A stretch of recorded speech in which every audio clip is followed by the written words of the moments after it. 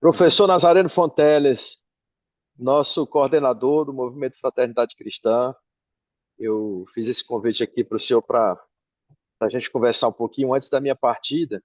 Eu estou indo em missão internacional com um grupo de secretários, gestores de alto escalão de secretarias estaduais de administração e alguns empreendedores para conhecer as experiências de governo lá na Índia. E como a Índia nos faz lembrar Mahatma Gandhi, que é um dos inspiradores do nosso movimento, Fraternidade Cristã. Eu fiz esse convite para o senhor aqui nos inspirar antes dessa minha partida, para que eu de lá consiga, de alguma forma, me sentir ainda parte do movimento e quem sabe Deus ilumine que a gente consiga trazer também novas mensagens e novas motivações, né? Obrigado por ter aceito aqui, professor.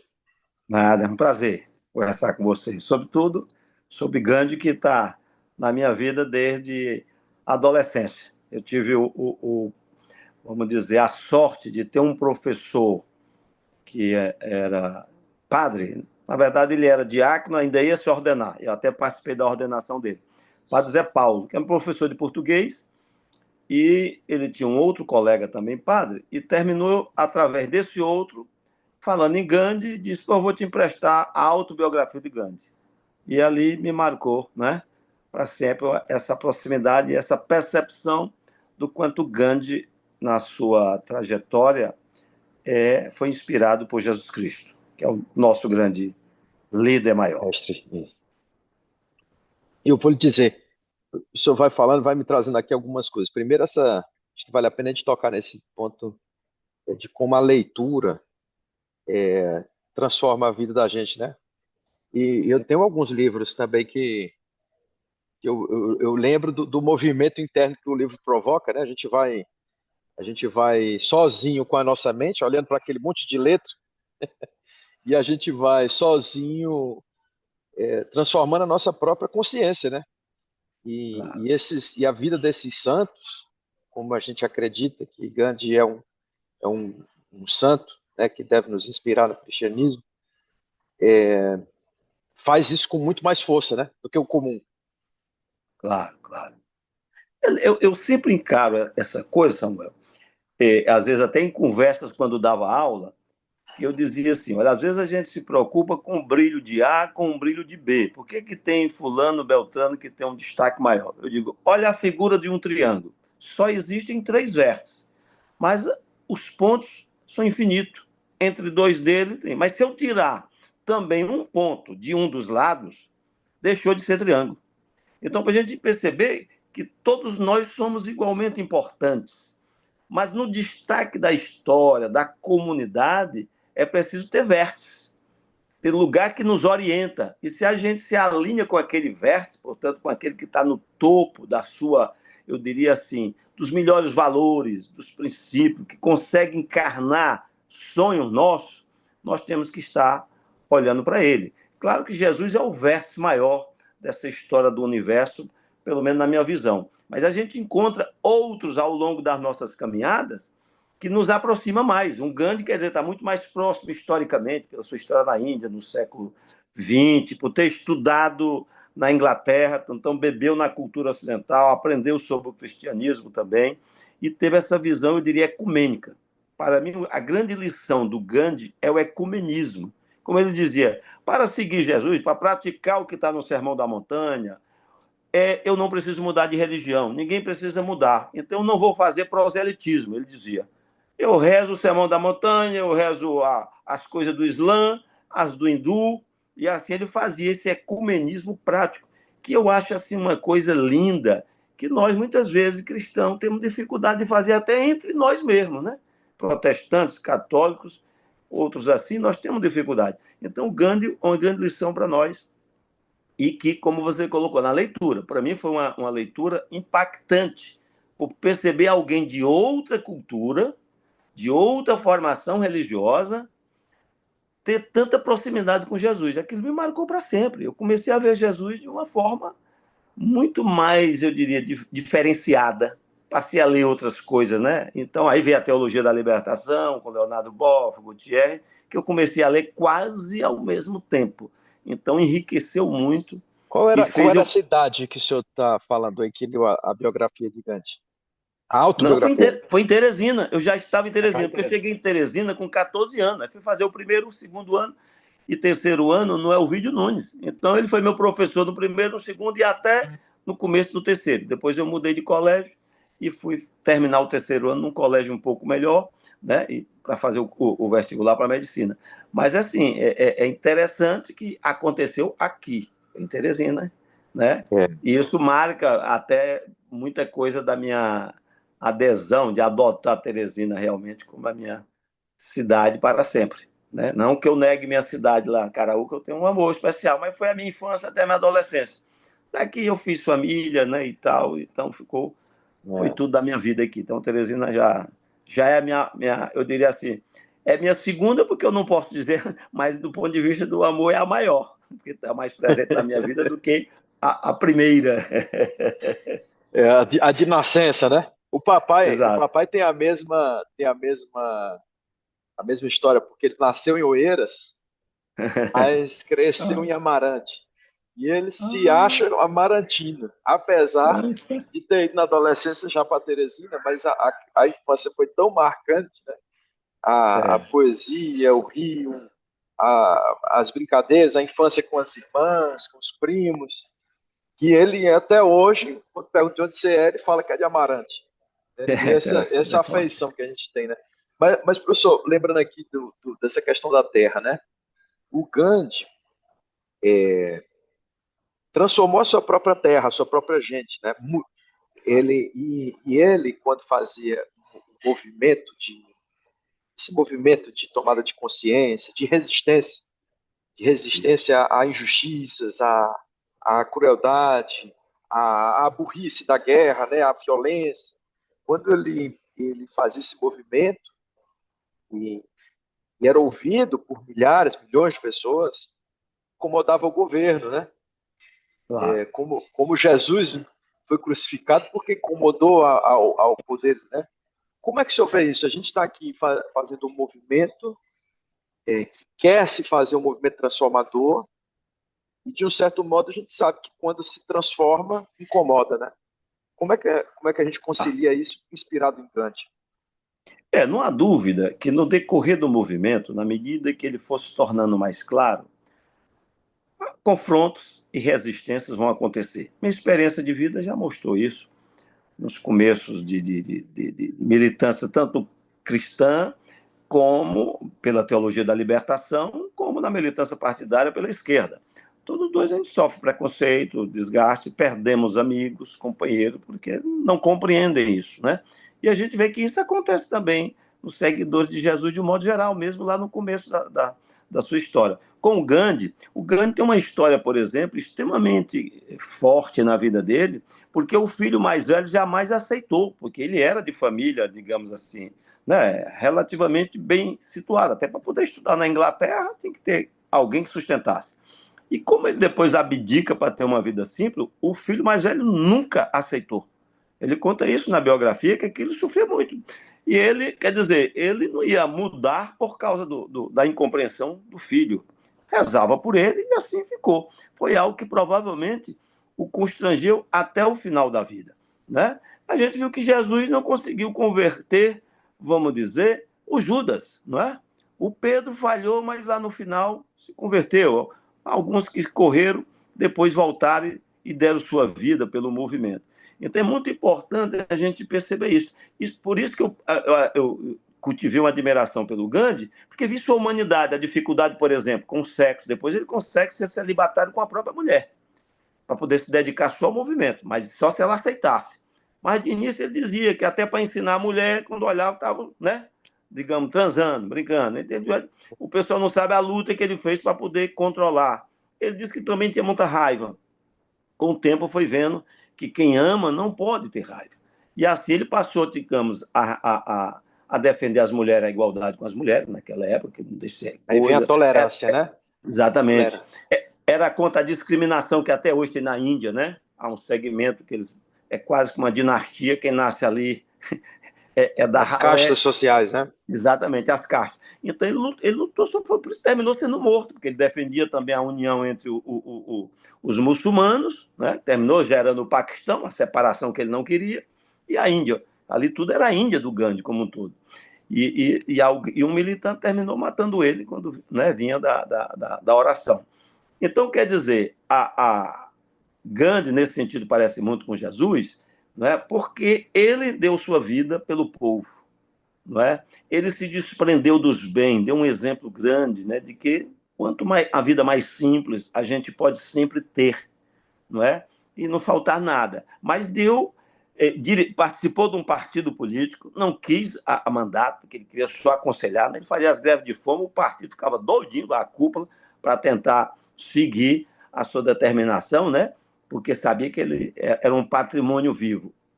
Isso mostra que a visão política dele, com a qual eu me identifico muito, né, é dessa de se doar ao público, não gostar muito da disputa, do cargo, aquela coisa que a gente se sente mal porque a gente quer se doar. O que é que eu tenho de dom, de importante, que eu possa ajudar para esse grupo, né, sem ter a disputa com A ou com B. A não ser a disputa no sentido das ideias maiores contra as outras que estão contrárias. Essa ninguém pode abdicar, não pode fugir. Então, Gandhi ele tem essa história também de dificuldade. E uma coisa importante é que antes do Gandhi se dedicar à sua própria terra, ele vai para a África como advogado. E lá ele passa muitos anos. Lá ele sofre as discriminações, apanha lá, porque ele luta aquela questão dos negros, né?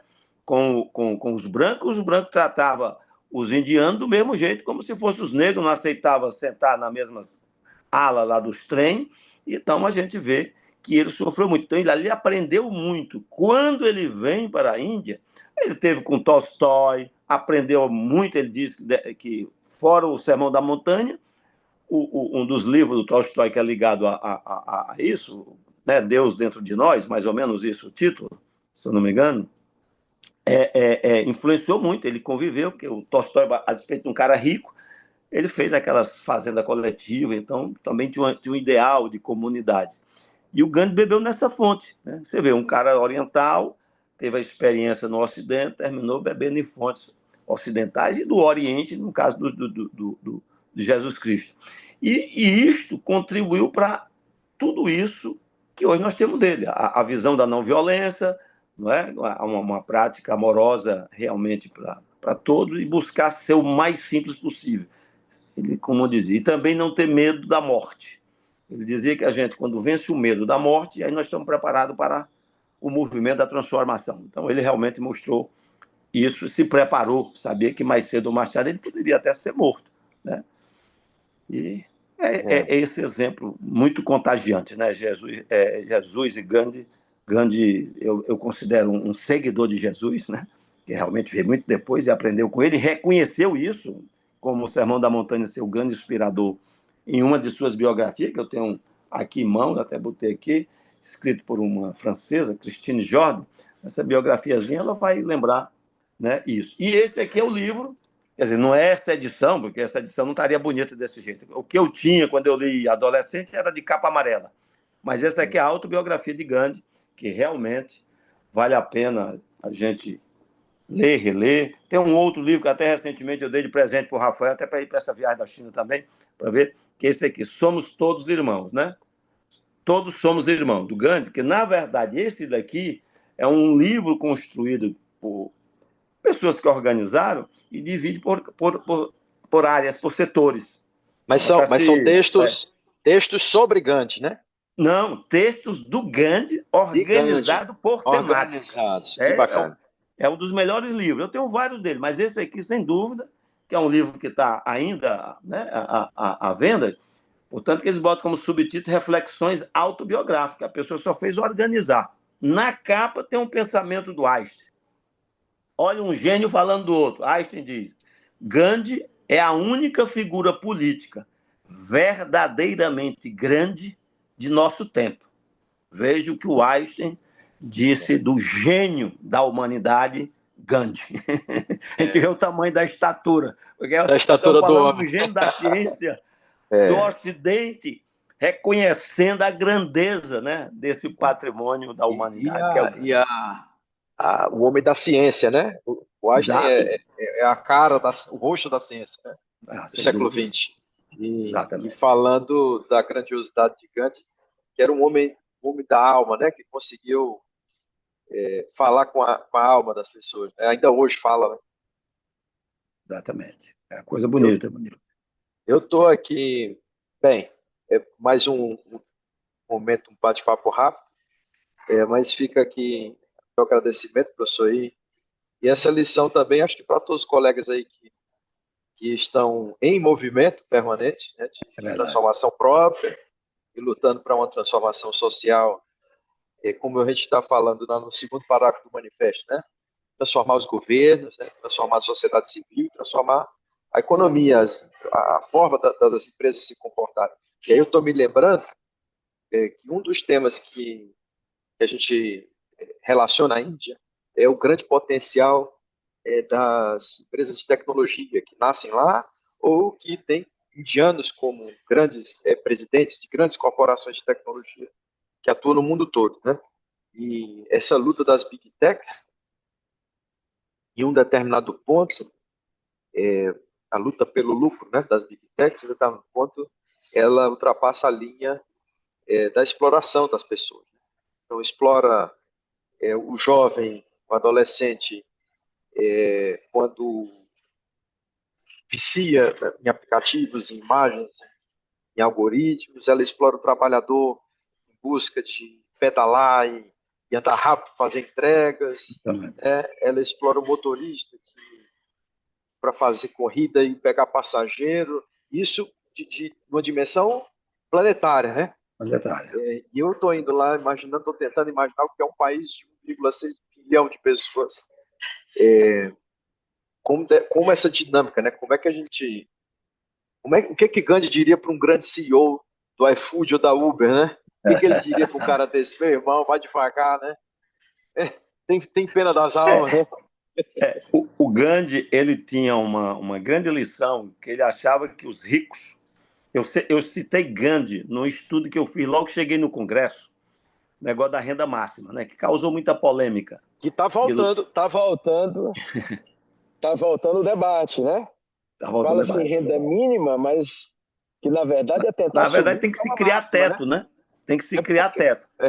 essa história É, da renda, mas eu falo aí depois com calma, é. mas Mas só para dizer, a citação lá que eu coloquei como argumento favorável, citei Maritain, que era um filósofo neotomista, cristão, e citava também ele. E ele dizia que os ricos, eles deveriam considerar a sua riqueza, que eles eram meros administradores, gestores. Ali tinha que estar a serviço da comunidade. Ele pode gerar emprego, fazer isso, mas ele não pode nunca imaginar que aquilo é deles. Porque eles têm apenas, por causa das regras do sistema, né, que não eram tão democráticos e tão socializantes, porque lá no fundo o Gandhi defendia uma sociedade mais socialista, democrática, abertamente, não é? Não nos parâmetros marxistas, propriamente dito, tão radical, mas nesse sentido humanizado, mas ele defendia isso. Então, que os proprietários deveriam entender que eles eram meros gestores. Ali deveria estar cada vez mais a serviço dos outros. Eu acho que, nesse sentido, ele seria um crítico das Big Tech, porque nós temos que democratizar o conhecimento. O conhecimento ser democratizado, não tem sentido uma empresa de tecnologia usar o conhecimento da humanidade e patentear e dominar e ganhar dinheiro só com isso. Ela tem um débito com todo o conhecimento da humanidade. Se fosse patenteado, por exemplo, os teoremas da matemática, jamais existiria Big Tech, porque tinha que estar pagando aos, né, alguma os coisa. inventores, aos inventores. Pois é, e como isso não tem sentido, é o patrimônio da humanidade, o conhecimento é patrimônio da humanidade, então nós temos que cada vez mais ter software livre, né, ter os algoritmos popularizados entregue, e, a meu ver, a taxação altíssima de imposto internacional e nacional em cima das empresas, e não permitir tamanhos grandes, ela tem que ser desmembrada, fragmentada, e não pode ficar só no dono. A meu ver, isso tem que ser decisão que deveria fazer parte do tratado internacional. É para o bem da humanidade.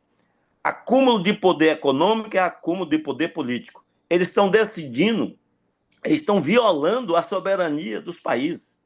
Portanto, vira um inimigo da democracia. As big techs hoje são inimigas da democracia, do ponto de vista de como funciona o algoritmo, porque permite manipulações de fake news e de informações que causa a mudança de poder. Então, aquela nação fica totalmente à mercê de uma manipulação algorítmica. Então, isso não é pouca coisa. Nós temos que realmente confrontar isso, regulamentar isso em todos os países e diminuir o poderio. E outra coisa, pegar esses algoritmos, desmontar e socializar para que a nossa juventude recrie, transforme, sim, crie novas empresas de tecnologia, mas que não seja dependente das grandes, porque isso é uma espécie de ditadura via mercado. Isso jamais pode ser aceitado quem defende a humanidade e os direitos humanos. Tudo bem, obrigado, professor. Foi Nada, eu aqui que agradeço. uma beleza aqui. Marcou aqui, eu acho que meia hora de conversa, mais ou menos, um pouco mais. Eu Tá bom. vou mandar essa gravação aqui, aí se eu ver se compartilha, Tudo vou bem. postar aqui nas redes sociais também. Valeu. Boa viagem aí para você, viu? Deixa o recado aí para o pessoal seguir o movimento. É importante o senhor Ah, falando. que Como é que bom, a gente é. está divulgando o trabalho? Diga aí. Assim.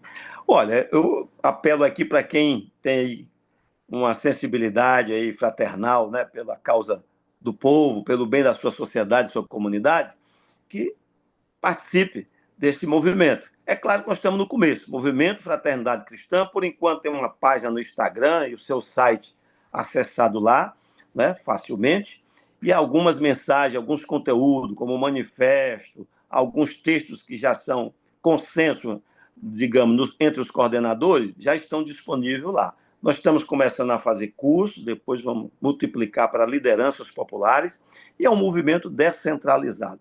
O objetivo é que essa fraternidade cristã toque os corações e as pessoas percebam que a partir disso pode ter uma vida melhor e pode mudar a sociedade para melhor em todos os campos da sociedade, envolvendo o mercado, o Estado, né, e todos os movimentos, as igrejas, os partidos, tudo isso pode mudar se acreditar na fraternidade cristã, que se resume lá naquele mandamentozinho de Jesus, no Evangelho de João, capítulo 13, repetido no capítulo 15.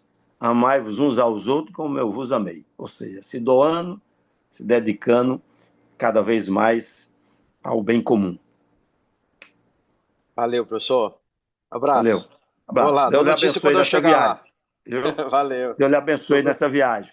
Colha muitos Amém. frutos. Amém. Um Tchau. abraço. Tchau, tchau. Valeu. Tchau, tchau.